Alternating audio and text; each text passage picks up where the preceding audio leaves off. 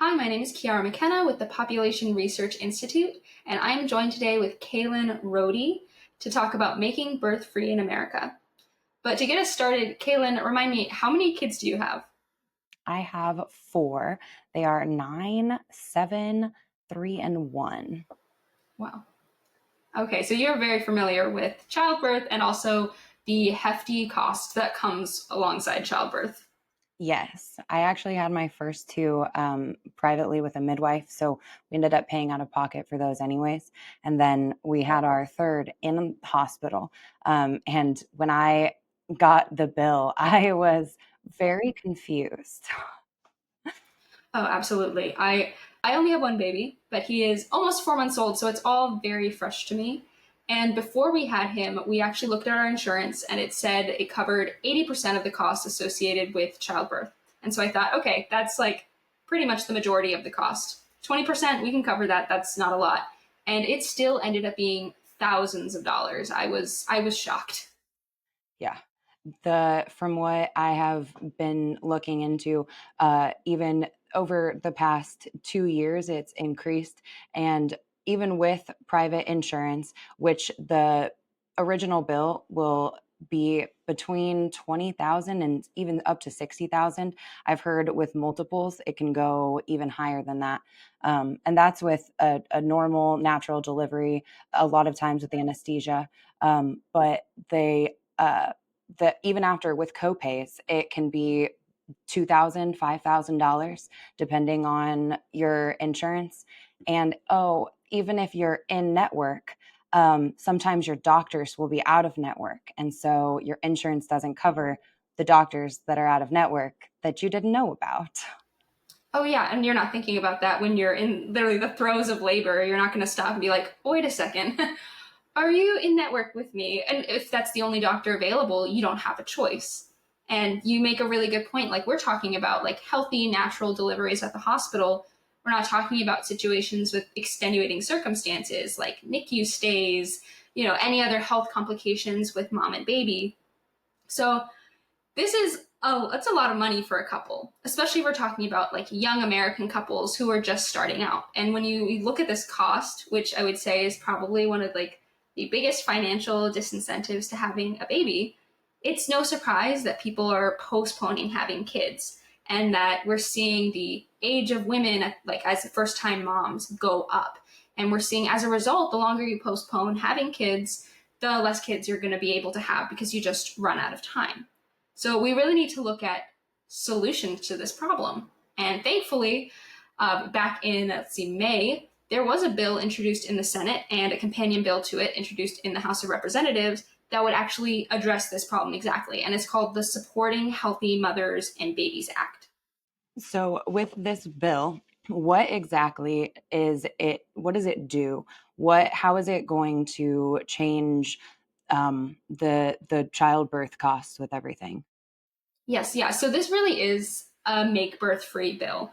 But it does so much more than that because it isn't just going to cover the costs of childbirth. It's actually going to have private insurance companies cover all the co-pays, deductibles, the co-insurance. It's going to take all that away and completely cover all your prenatal appointments, as you know, which is dozens of appointments throughout your pregnancy, as well as the cost of labor and delivery. And it's also going to cover postpartum care. And this is one of the best parts is it covers postpartum care up through a year postpartum, which is just amazing. Yeah, absolutely. Especially because considering research is now saying that it takes a woman a year to recover, and we give ourselves 6 weeks now because of everything that essentially society and our insurance is telling us. They'll only support us for 6 weeks for childbirth related care after giving birth. And that's just not the reality of what our bodies and our minds are going through. And so that is absolutely huge and life changing. Yeah, I remember I hit the 6 week point, and that's, only a couple months ago for me. And I thought, oh, I should be all better now. And it's like, not the case at all. Mentally, physically, you are still, I mean, even now, 4 months, almost 4 months out, I'm still recovering. It's crazy. You're really set up for kind of like unrealistic expectations, and you need that support for the year after. I think having that support would be really critical, especially for people considering to have maybe like their second or third child. Because if you don't feel supported with your first, why would you want to have more? I hate to say it like that, but we're seeing in America, and this is one of the things that Population Research Institute is so concerned about. We're seeing people have less and less kids. So our fertility rate is on a downward trend. Like people think we have too many people in the world or in the US, and that is just not the case. We are actually on the cusp of a depopulation crisis. Yep. So, in order for a population to stay stable, you need at least 2.1 children per couple. And that's just for you to stay exactly where you're at. On average, US couples are having 1.6 children. So, that's our current fertility rate, which means you're having one, you're maybe having two, and then you have a lot of people who are having none, and then people like you who are making up that difference by having, three, four, or more. But like I said, if you have such a hard time with that first baby, or you're loaded down with medical bills, why would you have more? You would feel it would be such a disincentive and it would be very scary for you. And then if you know people who are struggling with medical bills with their kids and you don't have kids and you don't feel secure in where you and your husband are at in your career, and you think, oh, we need more time, you might just postpone or never have children out of fear of that huge financial burden, out of that lack of support. And so these like two things, that these are problems that the Supporting Mothers and Babies Act, Supporting Healthy Mothers and Babies Act would actually address. And speaking of support, it's actually not just for the moms. So the title says mothers and babies, of course. But there's a really important part of this where that first year, mental health help would also be covered for the fathers, which I just think is so critical as well. Absolutely.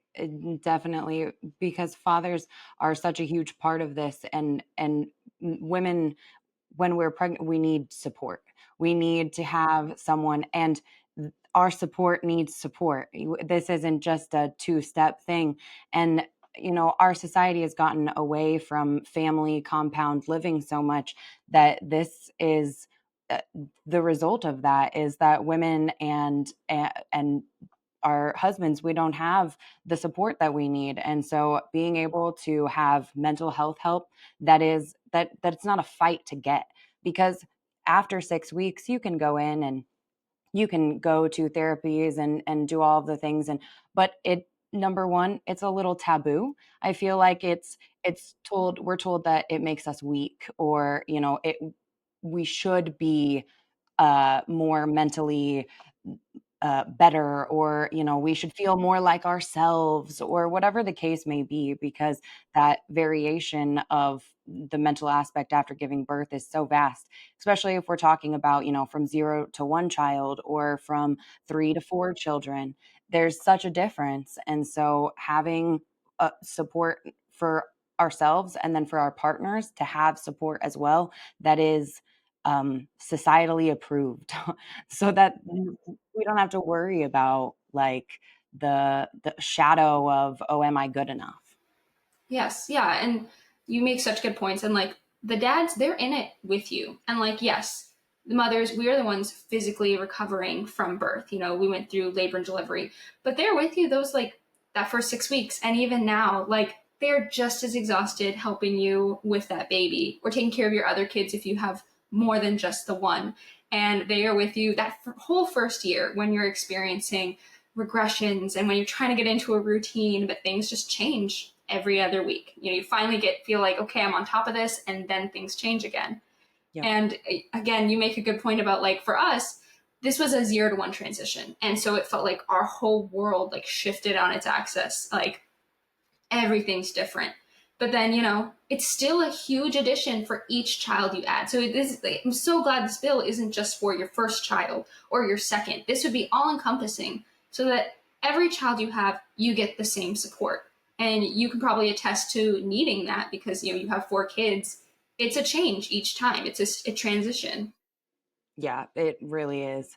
And I think honestly, for parents that are already very involved with one another, I think it's great. But I think what's even better is this gives those parents that may be out of touch with being able to help one another in this aspect, it gives them something to fight for together, because we're now unified in what it is that our whole goal. It's uh, the population decline, it's been, like you said, a myth for, so long, or I guess not a myth. It's been told to us that it's a myth.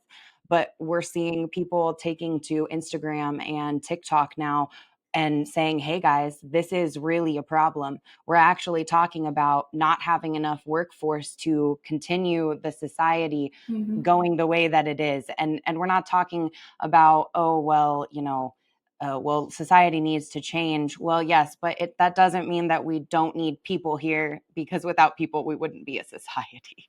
No, yes, yeah. And PRI, we've been trying to tell people for literally decades that like we are going to be facing depopulation. Like we're getting closer and closer every year, and now we're in the thick of it. Of like almost the whole world, besides like Africa and the Middle East, are facing below replacement fertility rates, and we're going to see the problems that arise from that economically, as you pointed out, and like culturally.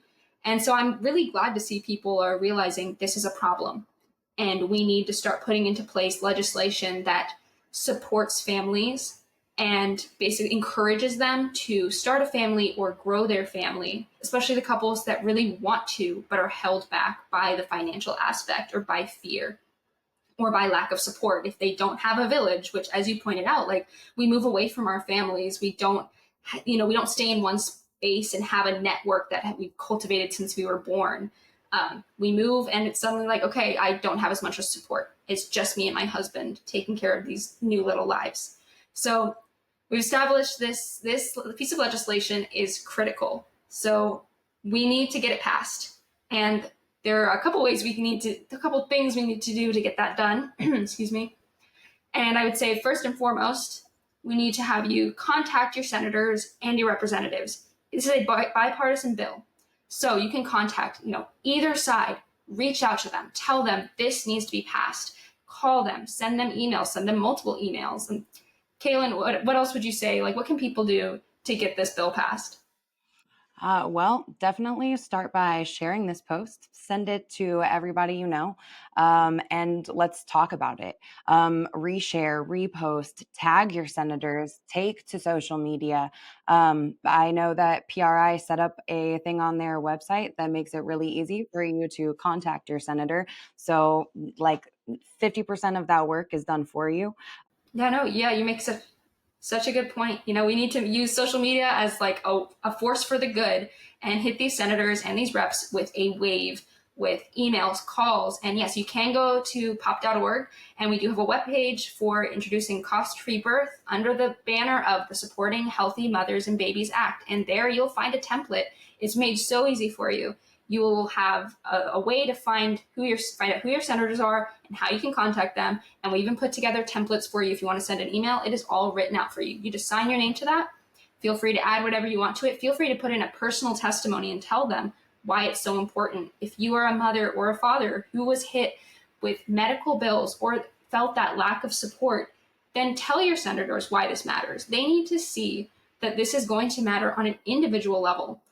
And they need to know that not just on an individual level, but ultimately, if we can grow our population and fix the fertility crisis in America, it's going to benefit our communities and society as a whole. It's going to help our nation and take care of so many problems that we are currently set up to face in the coming decades. So thank you so much for joining me today, Kaylynn. I greatly appreciate it.